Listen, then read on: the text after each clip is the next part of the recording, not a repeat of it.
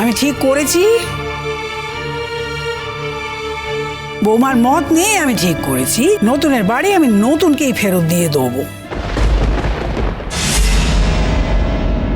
ঠামি, তুমি এই বাড়িতে কিন্তু একাই থাকোনি, আমরাও থেকেছি, আমরাও বড় হয়েছি।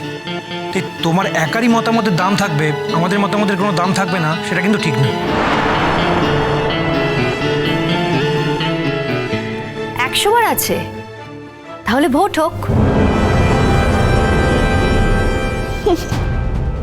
সে যাই হোক, তুমি কিন্তু ভোট দিতে পারবে না, তোমার তো ভোটাধিকারই নেই না এখনো। সেটা আমি জানি, আমার যে ভোটাধিকার নেই, কিন্তু অন্যদের তো আছে। অন্যরা যদি ভোট দেয়, মানে মেজরিটি যদি নতুন কাকুকে এই বাড়িতে ফিরিয়ে আনার পক্ষে ভোট দেয়, তাহলে কিন্তু তাই হবে।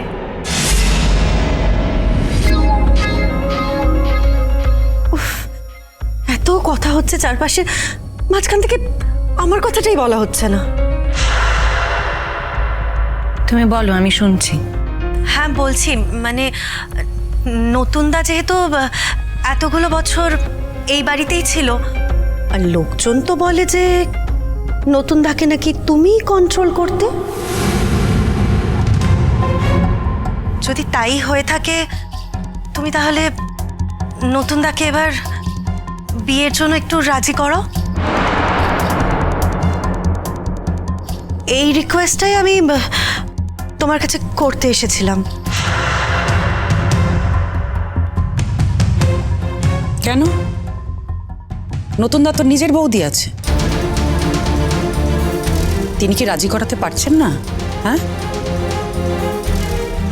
আর তুমি যখন এত ইনিশিয়েটিভ নিচ্ছ, তোমারও তো রাজি করানো উচিত। কি হলো ডল? তাতে তোমার স্বার্থটাও সুরক্ষিত থাকে। করছিদি, কমলিনীদি যতদিন নতুনদাকে বিয়ে করতে না বলবে, তোমাদের নতুনদা ততদিন বিয়েটা করবে না। এটা আমি খুব ভালো করে বুঝি। কে বলেছে তোমাকে আমি বলিনি? আমি অনেক বলেছি, কিন্তু কি জানো তো, এখন আর দুমদাম করে কোনো বোকার মতো কথা বলবো না বলেই আমি ঠিক করেছি। তার মানে কি বলতে চাও তুমি? তোমাকে আমি কিছুই বলতে চাই না বাবা, তুমি তো সারাদিন ঘরের মধ্যে বন্ধ হয়ে থাকো, আর লোকজনের কণ্ঠস্বর পেলে তখন নিচে নেমে আসো, তাও আবার জোড়ায়।